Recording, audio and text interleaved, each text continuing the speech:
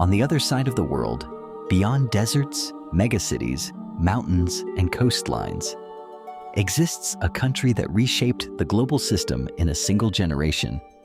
A nation that went from widespread rural poverty to the world's second-largest economy faster than any major civilization in recorded history.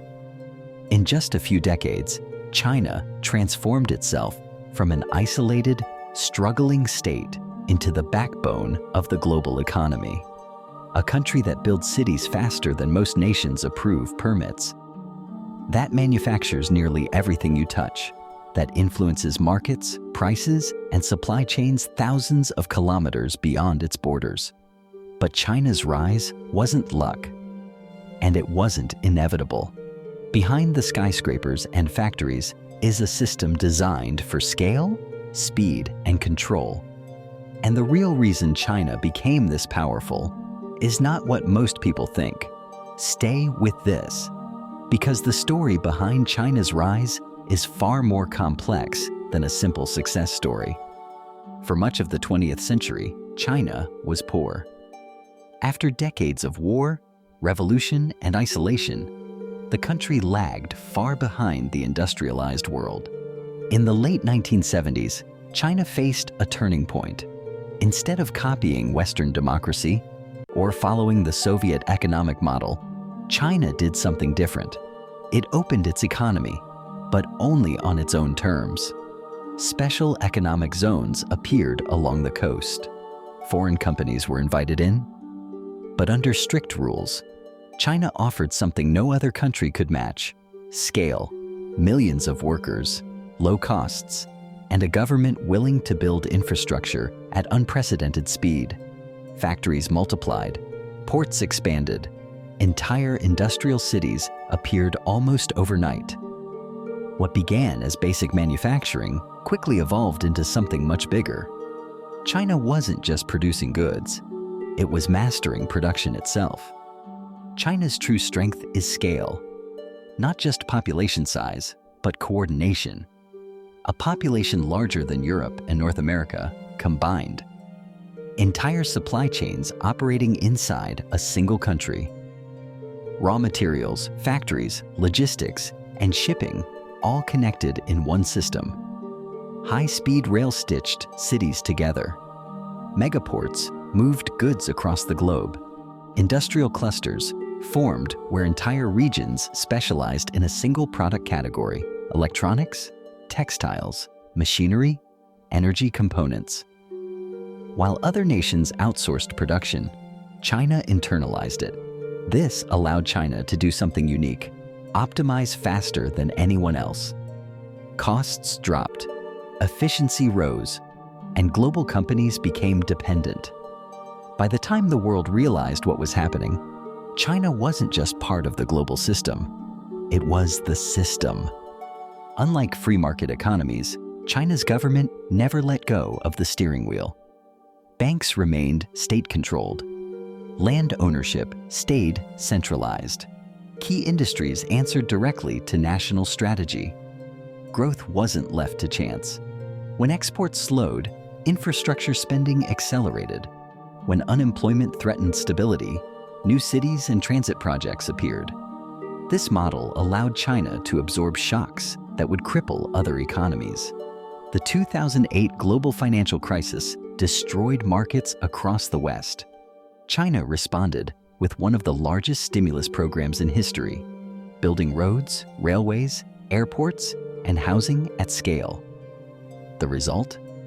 While much of the world stagnated, China kept growing. Not because it avoided risk, but because it managed it differently. China's ambitions didn't stop at its borders. Through massive overseas investment, China extended its influence far beyond Asia. Ports in Africa, railways across Central Asia, energy projects in the Middle East, infrastructure corridors linking continents. This wasn't just trade, it was strategy. By financing and building infrastructure abroad, China secured access to resources, markets, and political leverage. Some nations welcomed it, others grew cautious. But one thing became clear: China wasn't trying to dominate through military power alone. It was reshaping global influence through economics. China's rise isn't powered by factories alone. It's powered by data. More data than any country in history. Every transaction, movement, and interaction feeds a system designed to anticipate behavior. From facial recognition in cities to AI-driven logistics in ports, China doesn't just use technology, it embeds it into governance itself. This is where China separates from the rest of the world. Technology isn't treated as neutral. It's treated as infrastructure of power. Algorithms manage traffic, energy grids, credit access, and even social trust. The state doesn't need to react fast. It needs to react first. And while Western systems debate privacy versus efficiency, China made a different calculation. Control creates stability, and stability creates growth. Whether this model is sustainable or scalable remains one of the defining questions of the century. China's rise didn't happen in isolation, and neither did the response to it. Some countries see opportunity. Others see risk. Manufacturing dependence, technology transfers, rare earth supply chains, entire economies are now tied to China. Decoupling sounds simple in theory, but in reality, it means rebuilding global trade itself. That's why responses are divided. Some nations hedge quietly, diversifying supply chains without confrontation. Others push back openly, treating China as a strategic rival, not just a partner. But here's the paradox. The more countries try to reduce dependence on China, the more they reveal how deeply China is already embedded. From smartphones to solar panels, shipping routes to infrastructure loans, China isn't outside the global system. It is the system, and untangling that reality may take decades. China's story is often framed as a question of dominance, but the real question is direction. Can a centrally controlled system keep innovating? Can growth survive demographic decline? Can global influence expand without resistance? The answers aren't clear, and that uncertainty matters. China isn't following an existing blueprint, it's building one in real time. A model where speed outweighs consensus, where long-term planning beats short-term pressure, and where national strategy spans generations. Whether this path leads to stability, stagnation, or confrontation will shape not just China's future, but the world's. Because when a country of this scale shifts course, everything else moves with it. China's story is often framed as a question of dominance, but the real question is direction. Can a centrally controlled system continue innovating at the frontier? Can economic growth survive demographic decline? Can global influence expand without triggering resistance? The answers aren't obvious.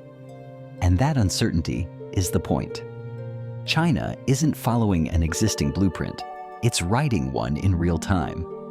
A model where speed matters more than consensus, where long-term planning overrides short-term pressure, and where national strategy stretches decades ahead. Whether this path leads to stability, stagnation, or confrontation will define not just China's future, but the world's. Because when a country of this scale changes direction, everything else moves with it.